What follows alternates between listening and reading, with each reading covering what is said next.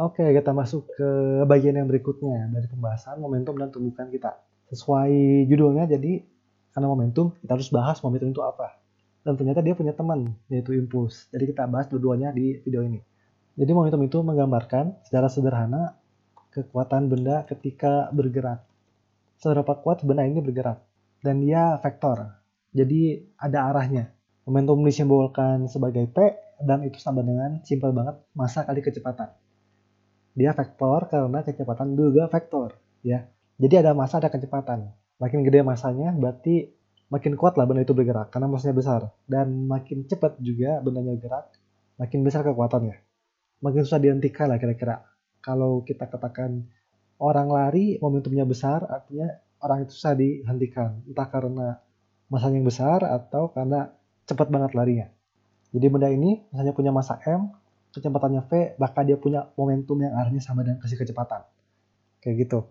Nah, jadi ini mirip energi kinetik ya. Jadi sama-sama menggambarkan kekuatan gitu. Energi kinetik kan rumusnya apa? Setengah mv kuadrat kan ya. Sama-sama ada M, sama-sama ada V. Bedanya kalau energi kinetik skalar. Dia nggak punya arah, karena V-nya dikuadratin. Besar V-nya aja. Kalau ini momentum itu menunjukkan juga arahnya kemana. Kekuatan gerakannya ke arah mana. Gitulah kira-kira ya bedanya. Nah, terus temennya momentum itu impuls ya. Apa itu impuls? Jadi misalnya sih benda ini nih ya, benda dikenai gaya konstan F. Misalnya nih ya, selama delta T. Jadi dalam selang waktu tertentu dia dikenai gaya F. Misalnya kayak gini nih ya, jadi ada gaya F bekerja pada benda arahnya ke kanan. Nah, kita katakan bahwa si benda ini dikenai impuls I yang sama dengan F, gayanya dikali sama delta T. Simbolnya bisa beda-beda nih ya, ada yang pakai J juga. Ya kali ini kita pakai I aja. I sama dengan F kali delta T. Dan ini juga vektor, karena gaya vektor. Gitu ya. Nah, dan impuls ternyata itu ekivalen dengan perubahan dari si momentum benda. Nah, gini nih ya. Jadi I sama dengan F delta T sama dengan delta P. Ini penting banget nih. Impuls adalah perubahan momentum. Jadi dengan kata lain, si gaya ini memberikan impuls kepada si benda sehingga momentumnya berubah. Gitulah kira-kira bahasanya. Nah, kenapa bisa berubah? Gini aja simpel nih. Kan dikasih gaya nih. Gaya ada percepatan dong berarti. Benda ini punya percepatan. Kalau ada percepatan ya berarti kecepatannya berubah. Kecepatannya berubah, oh berarti momentumnya berubah. Kira-kira alurnya seperti itu. Jadi konsisten dengan kinematika dan dinamika yang udah dipelajari sebelumnya. Tadi ini kita pakai kalau apa? Gayanya konstan. Nggak berubah arahnya dan besarnya. Nah, kalau berubah gimana? Fungsi waktu. Nah, maka nggak bisa langsung dikaliin. Nah, itu harus diintegralin. Jadi, I sama dengan integral F dt. Jadi kayak mirip-mirip usaha ya. Kalau usaha kan W sama dengan integral F dx gitu misalnya. Kalau ini dt. Contoh nih ya, kita coba lihat soal ini nih. Kita punya bola, masanya 500 gram, dilempar dengan laju 10, kayak gini, ke sebuah tembok. Dengan sudut 40 derajat. Jadi sudutnya dibentuk terhadap si ini ya, normal si tembok ini. Setelah nabrak tembok, bola mantul dengan sudut 55 derajat. Jadi theta 1-nya 40, theta 2-nya 55. Tapi lajunya sama, besar kecepatannya tetap 10, cuma arahnya doang yang beda. Cari impulsnya yang diberikan pada bola. Oke, ini dua dimensi ya, berarti gerakannya. Jadi kita bikin sumbu koordinat kayak gini, misalnya X dan Y.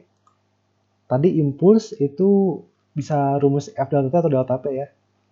Karena kita nggak tahu informasi apapun tentang gayanya, pakai delta P aja berarti. Sebenarnya yang kasih gaya tuh si tembok. Jadi tembok kasih gaya ke bola, sehingga berubah. Tapi kita nggak tahu ya gayanya berapa. Yang kita tahu perubahan momentumnya. Oke, cari delta P berarti ya. P sebelum dan P sesudah mantul. Karena kecepatannya miring, kita harus urai ke masing-masing sumbu X dan Y nih ya. Baik yang pertama dan maupun yang kedua. Oke, dan itu pakai sin dan cos ya. Dan sudutnya yang mana? Karena ini huruf Z nih. Z. Jadi ini sama nih. Theta kita yang ini theta 1, ini theta 2 yang ini nih. Set. Yang ini nih, ini sama nih ya. Ini sama ini. Jadi dari trigonometri berarti semua yang ke X itu justru yang sin. Dan semua yang ke sumbu Y itu yang cos malah. Gitu ya. Jadi hati-hati jangan sampai ketukar.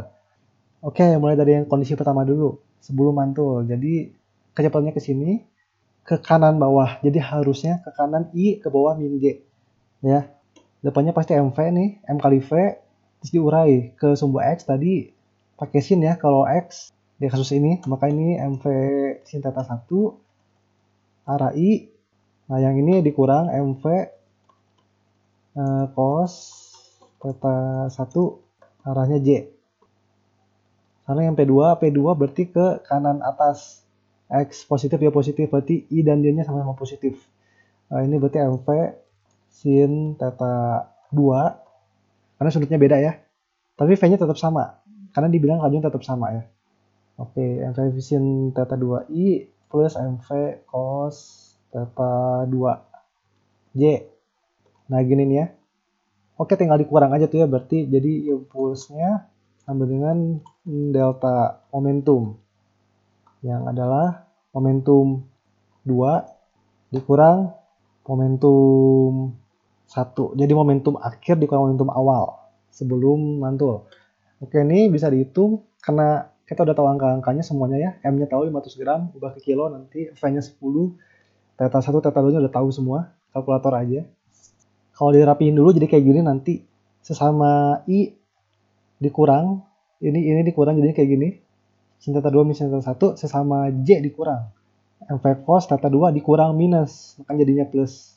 Kalau dihitung kita akan peroleh impulsnya seperti ini, 0,88 I plus 6,7 J. Jadi vektor ya impulsnya ya. Arahnya ke kanan atas gitu. Oke, ini contoh yang cukup mudah ya untuk bisa memahami cara ngitung momentum secara vektor. Sekarang masuk ke yang lain ya. Lagi kita punya bola lagi, sekarang masanya 140 gram dilemparkan dengan laju 5 meter per second ke arah seorang pemukul bola. Misalnya lagi main baseball gitu ya. Ada bola dilempar ke arah pemukul. Ketika bola tersebut dipukul, gaya yang bekerja pada bola akibat memukul itu fungsi waktu. Seperti pada gambar berikut. Yaitu ini. Ini F sebagai fungsi waktunya. Jadi bervariasi lah kira-kira. Ini ketika bolanya belum dipukul, F-nya 0. Lagi dipukul langsung set melonjak tinggi gayanya. Ya, sampai memuncak terus turun lagi setelah bolanya lepas dari pemukul. Ya kan seperti itulah visualisasinya. Nah, kalau bola berbalik arah, artinya satu dimensi itu ya artinya. Misalnya bolanya dilempar ke kiri, dipukul ke kanan, tentukan laju bola setelahnya. Oke, jadi pakai hal yang sama ya, jadi impuls sama dengan perubahan momentum. Cuma sekarang kita tahu F-nya, F sebagai fungsi T. Jadi kita bisa cari impulsnya dulu, baru cari momentumnya. Gitu ya. Oke, karena F-nya fungsi waktu, berarti pakai integral kan. Tapi di sini kita tahunya grafik. Dan integral itu sama dengan luas grafik. Jadi simpelnya kita cari luas grafiknya aja. Dan harusnya di sini pakai vektor. Ini nggak pakai vektor karena kita cuma tinggal di satu sumbu aja. Gerakan bolanya di satu sumbu aja. Ya kira-kira begini. Jadi ini bolanya dilempar V1 dipukul sampai pemukul ini V2 kecepatannya. Berlawanan arah doang. Jadi satu sumbu aja ya. Oke, kita hitung impulsnya dulu berarti. Impulsnya berarti I sama dengan luas dari grafik ini. Segitiga kan ya. Luas segitiga gampang. Setengah alas kali tinggi. Alasnya berapa? Dari 3 ke 5. 2. Hati-hati. Ini satuannya 10 pangkat min 4. Jadi taruh 10 pangkat min 4. Hati-hati. Terus tingginya berapa? Tingginya 7. Juga satuannya 10 pangkat 4. Hati-hati. Nah, ini kalau dihitung dengan aman, dapatnya nanti 7 impulsnya. Nah, sekarang baru impuls sama dengan perubahan momentum. Delta P. Oke, sekarang P-nya kan M kali V, berarti tinggal gini aja ya. M V2 min V1 sesuai gambar ini aja. Karena satu dimensi, nggak perlu pakai vektor. Tapi hati-hati, arah itu punya nilai yang berbeda. Andaikan kita kasih arah ke kanan itu positif, berarti yang V2 ini positif, yang V1-nya negatif. Jadi hati-hati banget. Nih ya, tadi I kita 7 kan, I-nya 7, ini sama dengan M dikali bla bla bla. M-nya gram ubah ke kilo 0,14 dikali dengan V2 yang kita ditanya dikurang V1. V1 kita arahnya ke kiri, jadi minus ya. Ini 5 nih, laju awal, ini minus, min 5 gini. Jadi plus dengan kata lain. Nah, di sini harus hati-hati banget ya. Jangan sampai kepleset. Maka kita akan peroleh V2-nya, bisa dicek nanti 45 meter per second.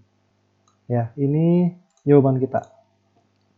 Jadi dengan impuls seperti ini, dengan gaya seperti ini, bola dipukul, kecepatan akhirnya jadi 45 meter per second. Ya, kira-kira seperti itu.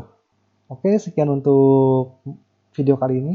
Semoga kiranya ini kalian jadi lebih paham mengenai momentum dan impuls. Sampai jumpa di video berikutnya. Terima kasih.